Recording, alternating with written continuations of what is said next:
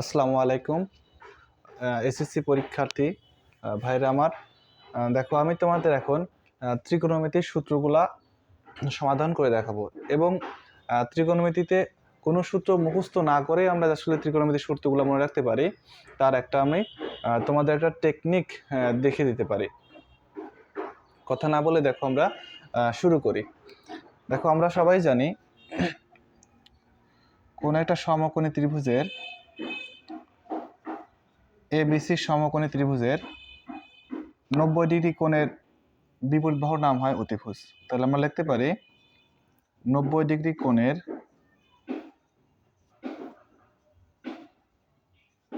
বিপরীত বাহু অতিভুজ।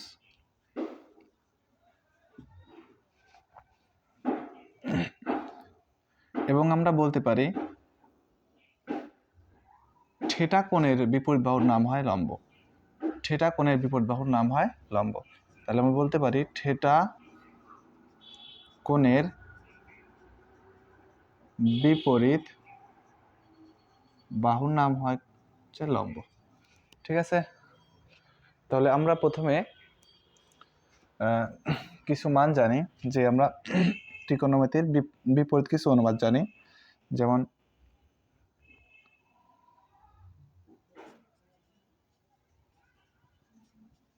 বিপরীত ত্রিকোণমিতি কোনগুলা? দেখো আমরা জানি সাইন থিটা, সাইন থিটার বিপরীত হচ্ছে কোসেক থিটা, কস থিটার বিপরীত হলো সেক থিটা, ট্যান থিটার বিপরীত হলো কট থিটা। তাহলে আমরা প্রথমে সাইন থিটা হিসাব করি। তো আমরা লিখতে পারি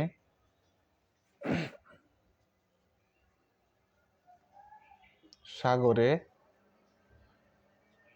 লবণ অতি। সাগরেতে সাগর দন্তের সতে আমরা লিখতে পারি sine theta. Sine theta equal to লতে বোঝাচ্ছে লম্ব, লম্ব আর অতিতে বোঝাচ্ছে অতিভুজ। তাহলে আমরা এখানে লম্ব পাচ্ছি হচ্ছে এবি, এবি হচ্ছে আমাদের লম্ব, আর অতিভুজ হচ্ছে এসি। এসি যেহেতু সাইনের বিপরীত হচ্ছে কোসেক থিটা, তাহলে কোসেক থিটা দাঁড়াবে অতিভুজ বাই লম্ব। তাহলে আমরা এখানে অতিভুজের মান জানি এসি, আর লম্ব হলো এবি। 1 নম্বর। 2 নম্বর আমরা বলতে পারি কবরে ভূমি অতি। তাহলে আমরা কবরতে বলতে পারি কস থিটা, ভূমিতে বলতে পারি ভূমি, আর অতিতে বলতে পারি অতিভুজ। তাহলে সমকোণী ত্রিভুজের বিসি হচ্ছে ভূমি, ভূমি হলো এখানে বিসি, অতিভুজ হচ্ছে এখানে এসি। আমরা জানি কস থিটার বিপরীত হচ্ছে সেক থিটা, তাহলে লিখতে পারি সেক থিটা ইকুয়াল টু অতিভুজ ডিভাইডেড ভূমি, কসের উল্টা। তাহলে আমি অতিভুজ এসি ডিভাইডেড ভূমি হলো বিসি। 3 নম্বরে বলতে পারি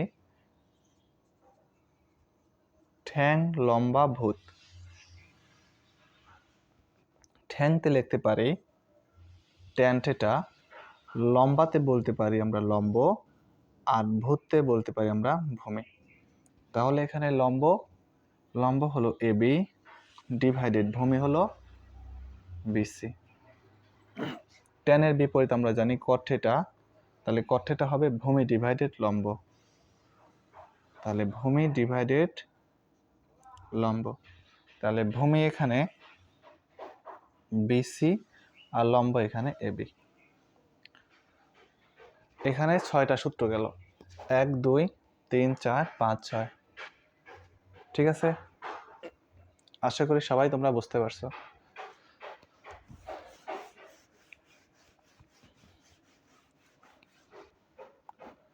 দেখো আমরা এখন আরো কিছু সূত্র জানবো।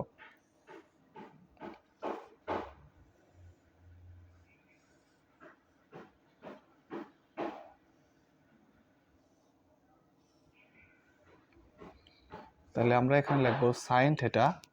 সাইন থিটার বিপরীত যেহেতু কোসেক থিটা, তাহলে এই পাশে হবে কোসেক থিটা, এই পাশে হবে ট্যান থিটা, ট্যান থিটার এই পাশে হবে হচ্ছে ট্যান থিটার বিপরীত কট থিটা, এই পাশে হবে কস থিটা, কসের বিপরীত পাশে হবে সেক থিটা। দেখো এই পাশে শুধু সি গুলা থাকবে, সি, আর এখানে লিখতে পারি আমরা 1। তাহলে আমাদের 1 নম্বর সূত্র আসে সাইন থিটা সমান সমান 1 ডিভাইডেড কোসেক থিটা। 2 নম্বর আমরা সূত্র পাই cosec theta equal to 1 divided sine theta. 3 number আমরা বলতে পারি cos theta equal to 1 divided sec theta. 4 নম্বরে বলতে পারি sec theta equal to 1 divided cos theta. 5 নম্বরে বলতে পারি tan theta equal to 1 divided cot theta. 6 নম্বরে বলতে পারি cot theta equal to 1 divided tan theta. 7 নম্বরে বলতে পারি tan theta equal two sign theta divided cos theta, sine theta divided cos theta. 8 নম্বরে বলতে পারি cot theta equal to cos theta divided sine theta, divided sine theta. আমরা একটা সূত্র মুখস্থ না করে সবগুলা সূত্র লিখতে পারলাম।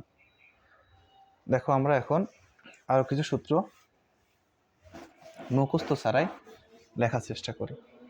শুধু আমরা এখানে স্কয়ার দিয়ে দেব।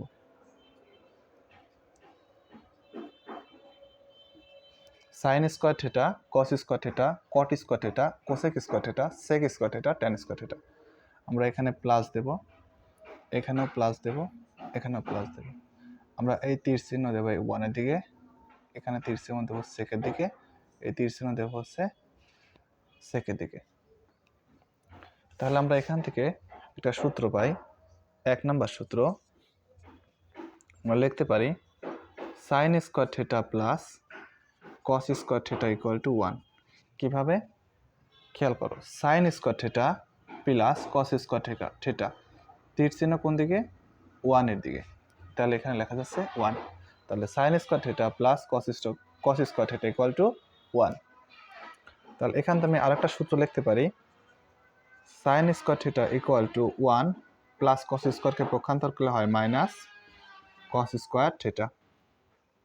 এখান থেকে আরেকটা সূত্র লিখতে পারি cos square theta equal to 1 sine স্কয়ারকে পক্ষান্তর করলে হয় minus sine square theta. 2 number লিখতে পারি ট্যান স্কয়ার প্লাস 1। তাহলে লেখা যায় tan square theta plus 1 equal to তীর চিহ্ন কার দিকে? তীর চিহ্ন হচ্ছে সেকের দিকে, সেকের দিকে। তাহলে লিখতে পারি সেক স্কয়ার থিটা। তাহলে 1 নম্বর সূত্র পাচ্ছি tan square plus 1 equal to sec square theta.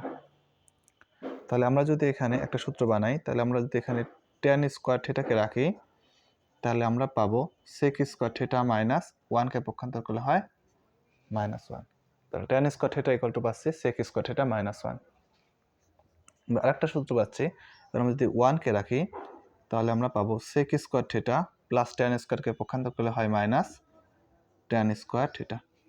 তাহলে এটাকে আমরা এভাবে লিখতে পারি sec square theta minus tan square theta equal to 1। ঠিক আছে?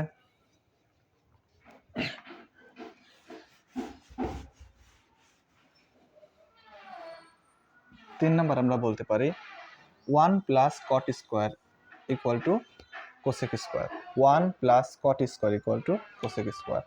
দেখতে পারি 1 plus cot square theta equal to cosec square theta. তাহলে এখান থেকে আমরা সূত্র বাই করতে পারি cot square theta equal to cosec square theta plus 1কে পক্ষান্তর করলে হয় -1। এখান থেকে একটা সূত্র লিখতে পারি 1 equal to cosec square theta minus cot square theta, plus কটকে পক্ষান্তর করলে হয় মাইনাস কট স্কোয়ার। তাহলে এটাকে আমরা এভাবে লিখতে পারি cosec square theta minus cot square theta equal to 1। আশা করি তোমরা সবাই এখানে বুঝতে পারছো। আমরা এখানে কোনো সূত্রই মুখস্থ না করে ত্রিকোণমিতির সকল সূত্রগুলো আমরা এখন লিখতে পারতেছি।